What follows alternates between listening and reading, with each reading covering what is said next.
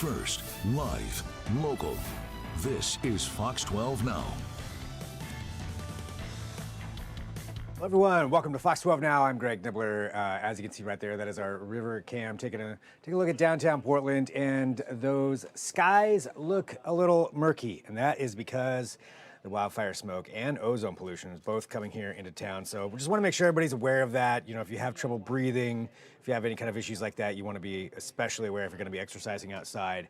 And you can check out more at kptv.com, but certainly something we're all going to be dealing with. We knew that was coming, so it's here. That's what's going on with that. And we're going to talk about that, though, and maybe some advice on it, plus how to save money on your utilities. That is what we're going to be covering here today. And it's not me who has the answers for that. It's Eric Goranson. It's Eric from Around the House Northwest, who joins us here, of course, every Thursday, or almost every Thursday. And Eric, good to see you. How you doing?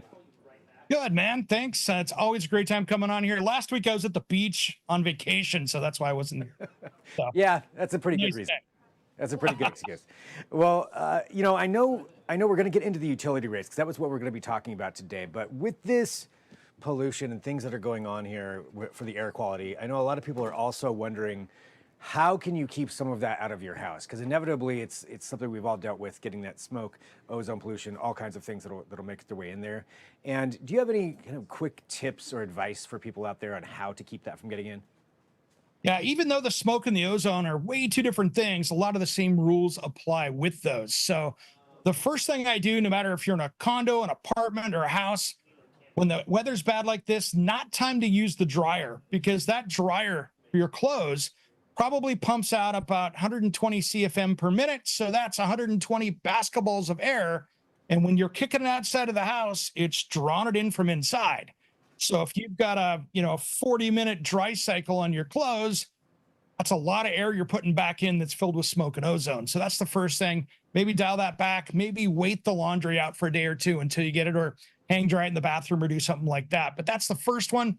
And maybe not run the bath fan as long for that, just for the same reason. If that's got 30 to 100 CFM, it's the same kind of thing. Try not to draw that air inside the house from outside. That's the first thing.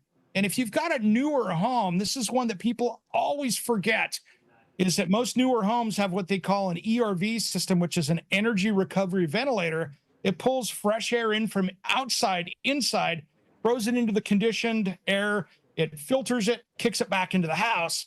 But days like this, probably just better shut it off. But set a reminder on your phone in a couple days to turn it back on, because I promise you'll forget to turn it back on again.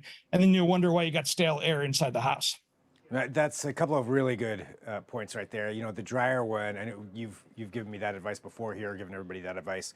And it's an important one to remind people of, because I didn't think about that either. You're sending air out, it's got to pull it back in, and that's where you're going to be getting some of that. So those are, go ahead. Yeah, if you've got a crawl space, this is where people get confused with this. You know, summertime, people take the crawl space vents out. You know, you got those vents around the foundation. You know, about 60% of your air inside the house comes in and kind of just gives you that chimney effect. It leaks up through the floor, through the walls, into the house, and out. So on these days, you probably want to close up those crawl space vents as well. You're not going to pull in that smoky or ozone-filled air with that. And then, of course, it just comes down to having a really good filter or filtration system in there. You know, if you've got a HEPA filter or something in your house, good day to run it. All right. So some good advice there for everybody. And, you know, you can feel free to share this, too, if you're watching after the fact. You know, it's on YouTube. It's on our website. And let everybody know some good advice there. You know, the other thing that the main topic that we're going to be covering is also something a lot of people are talking about, because during this time, you know, you're running your air conditioning, you're running whatever to try to cool down, and utility rates are expensive. There's no getting around that. And that's what you wanted to share today too. I know are some tips on how to keep that down. Yeah, and it could be your power bill, it could be your gas bill, your water bill, even your cable or internet bill. Here's some tips that'll help you out. First off, on the cable internet, call up and see if you can get a better deal. If you call up and go, hey, I'm thinking about canceling, is this the best deal I have? Almost every time I've been able to get a lower bill, they go, oh, we got a promotion for you to keep you here. And all of a sudden you're saving 20 or 30%. that can work real good wonders on saving on that bill. And you didn't have to do anything but make a phone call. So just give it a call. Give it a call and try to, yeah, a lot of times just saying that, hey, I'm thinking about going somewhere else will help. That's an easy one right there. The next one is there's some things that you can do that, to save on those utility rates out there. One of the things right now is one of the biggest expenses we have outside of air conditioning is heating water in our house. We've got a 40, 60, 80 gallon water heater that we're always keeping water hot with for most people out there.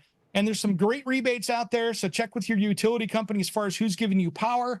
But the thing is, you can go to a heat pump water heater and that pays for itself super quickly. Yeah, it's a little bit more money, but I went from taking about $300, $350 a year to heat water to about $120 a year to heat water.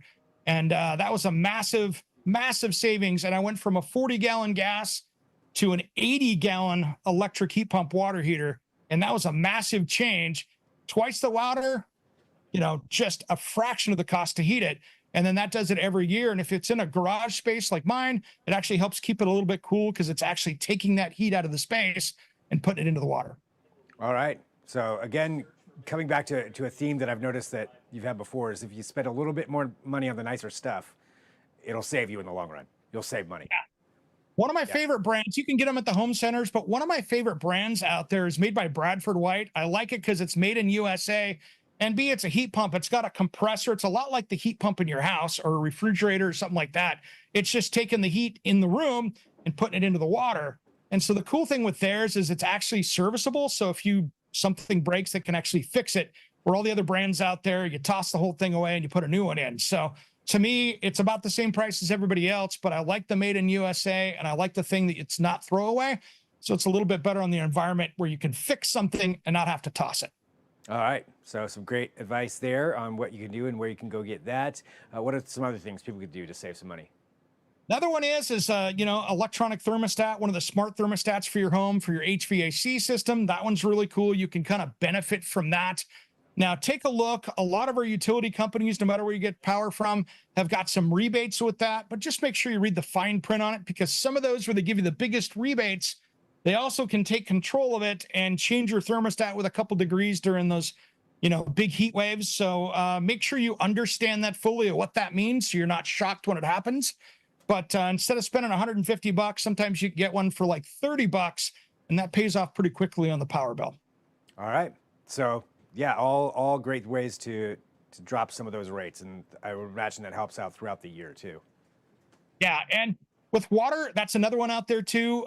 First off, I'd still keep water in the lawn a little bit. I think with our wildfire risks that we have out there, all it takes is for that white lawn out there that you haven't watered all year.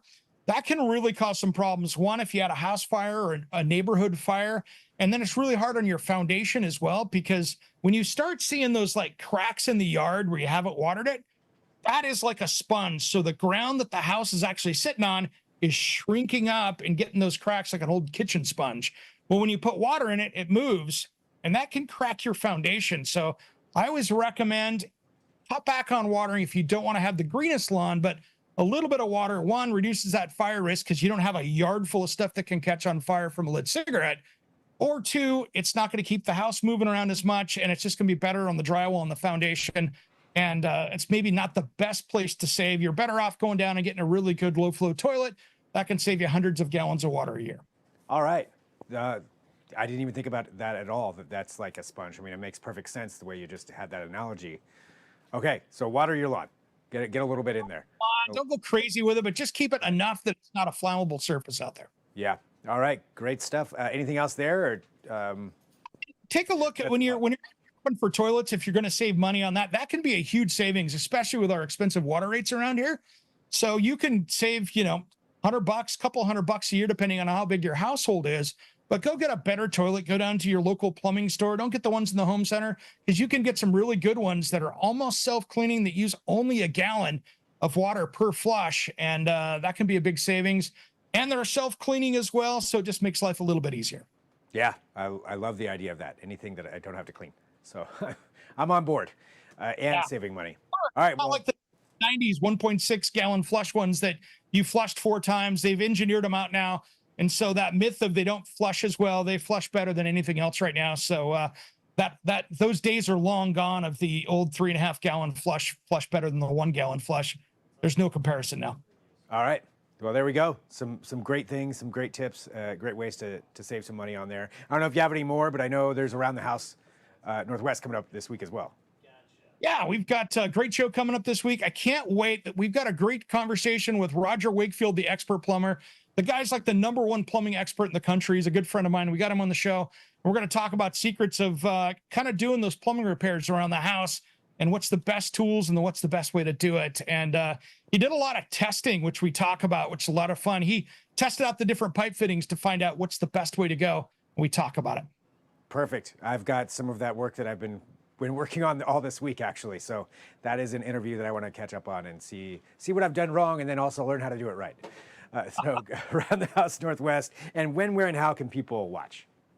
Of course, the new show airs Saturday at 10 a.m. on Fox 12 Plus. If you missed last week's show, don't worry. You can catch it tomorrow morning at 8 a.m. on Fox 12 Plus. And of course, the replay Sunday night at 6 p.m. It's a great time to catch it right after dinner. You can chill and catch some new stuff for your home. All right, Eric, as always, great to have you here on the show. Thanks, man. Of course, we got it on the YouTube as well, but thank you for the time, man. Always fun coming on and chatting with you. Yep, I'm sorry you're not on the beach this week, but, you know. You'll be there every week. Exactly, so would I. Well, for everybody watching too, this is Fox 12 Now. You know, we're live here every week, so as Eric mentioned, you can see our past clips too on YouTube. We stream live on there, but also KPTV.com. Click on the Fox 12 Now tab, the Fox 12 Oregon app, so lots of places. And since this has some advice for everybody, not only for the air quality, but also for the utility rates, this would be a good one to share. So let everybody know about it and follow Eric's advice for that. But I think that's it for now. Thanks everybody for tuning in. We'll talk to you soon. I'm Greg Nibbler. This is Fox 12 Now.